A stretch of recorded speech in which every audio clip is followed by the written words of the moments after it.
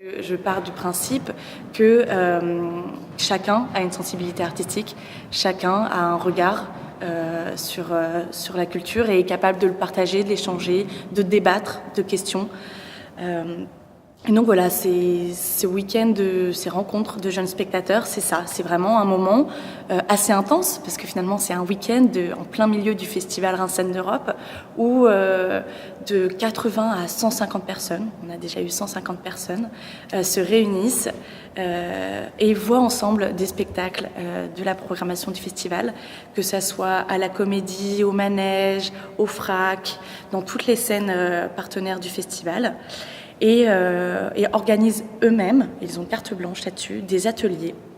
Donc cette année, par exemple, on a eu des ateliers qui repensent la traduction, en se posant la question, est-ce que la traduction, c'est seulement des sous-titres ou est-ce que la traduction, c'est pas également repenser également la langue, la manière de comprendre une langue, de l'écrire, de la parler oralement, de la dessiner, d'en faire une traduction par geste.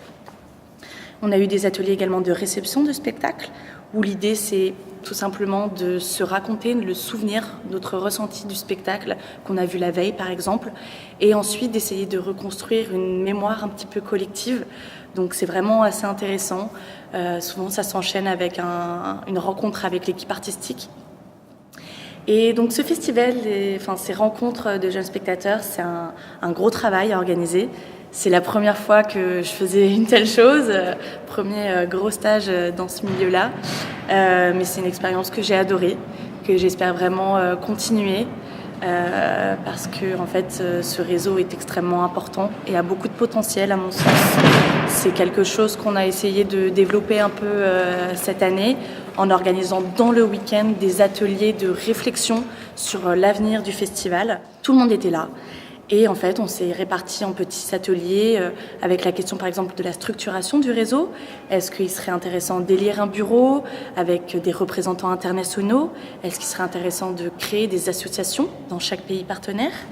Sur les projets, parce que là, par exemple, on a l'intention de développer un projet en Belgique, un projet en Espagne, un projet à la Chartreuse de Villeneuve-les-Avignon.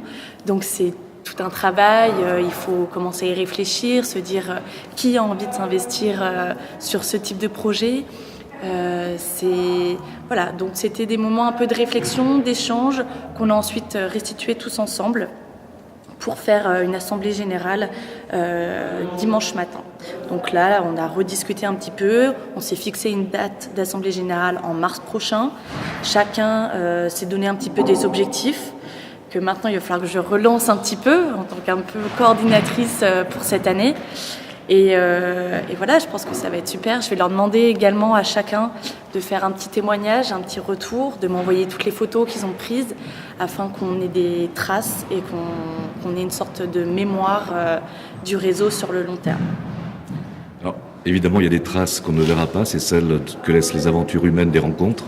J'imagine que ces 3 jours ont été très intenses. Tout à fait. 80 personnes qui viennent d'horizons très très différents, même s'ils ont le même goût et la même passion pour le spectacle et l'art.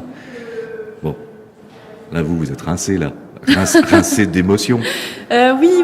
En fait, c'était un week-end très intense, mais en même temps super, parce que ça a été beaucoup de pression pour moi, c'est vrai, en amont. Et puis un petit peu lors du lancement, ça a commencé vendredi jusqu'à dimanche soir, donc de vendredi... j'étais à fond dedans depuis mercredi dernier jusqu'à dimanche soir, donc c'était assez intense, très fatigant, et en même temps j'étais bien parce que j'étais entourée de personnes très formidables et c'est vraiment une ambiance qui se crée, c'est vraiment une ambiance humaine, une expérience humaine. Et cette année on avait beaucoup de Français, mais on avait également des Allemands, des Italiens, des Espagnols, beaucoup d'Espagnols, ce qui était du coup assez en accord finalement avec la programmation du samedi soir qui était une soirée hispanique, catalane et hispanique. On a également une personne qui vient de Bosnie-Herzégovine, Donc rien que ça déjà, c'est un échange sur chacun, sa culture, son contexte. Et ensuite, on a organisé des rencontres avec l'équipe artistique, une équipe artistique du spectacle ciné. Donc ils viennent d'Espagne, de Madrid, et une rencontre également avec une compagnie belge, Garçon Garçon. Et là, véritablement, c'est à ce moment-là qu'on parle de quelle Europe pour nous aujourd'hui. Qu'est-ce que c'est? Pareil, Julien Alouf qui a organisé cette année et installé pour la seconde année son exposition Europia, a fait un atelier avec les IPAL où il dit qu'est-ce que c'est l'Europe pour vous? Quelle est l'Europe dont vous rêvez? Qu'est-ce que ça représente? Quelles idées sont associées à cette notion?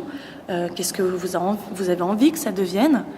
Et pareil, ça s'enchaînait très bien également avec le grand débat du festival qui était sur le passé, le présent et le futur de l'Europe, en quoi le passé peut intervenir sur le présent actuel de la notion d'Europe comme sur un avenir peut-être prochain. Et finalement, c'est l'ensemble de ces propositions du Festival Rincène d'Europe qui sont très liées également à l'essence du réseau et qui permettent finalement une émulsion des discussions autour de cette notion d'Europe. Est-ce que j'ai bien répondu à votre question?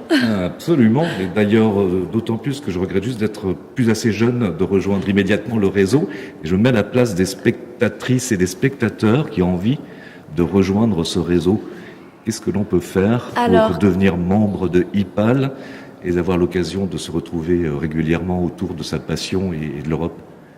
La passion du spectacle vivant et de l'Europe. Déjà, comme dit Anne Goalard, il n'y a pas d'âge, dans le sens où lorsque la charte du réseau a été écrite en 2011, les jeunes qui l'ont écrite ont dit que finalement, il n'y avait pas d'âge pour avoir une sensibilité artistique. Donc, si les membres du réseau décident qu'une personne de 90 ans, comme une personne de 15 ans, comme une personne de 40 ans est jeune, si elle-même, cette personne, décide qu'elle est jeune, eh bien, elle est tout à fait bienvenue dans ce réseau. La question des moins de 30 ans se pose lorsqu'on met en place un dossier européen. C'est là qu'il y a une autre limite. Mais pareil, comme a ajouté Anne, eh bien, tout simplement, on trouvera un autre budget pour accueillir ces personnes qui ne sont pas dans la catégorisation des moins de 30 ans qui répondent aux critères des dossiers européens Erasmus+.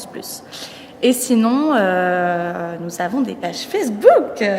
Nous n'avons pas d'Instagram, mais on pense à en développer un parce que finalement, ça pourrait être bien de s'échanger un peu nos photos comme ça.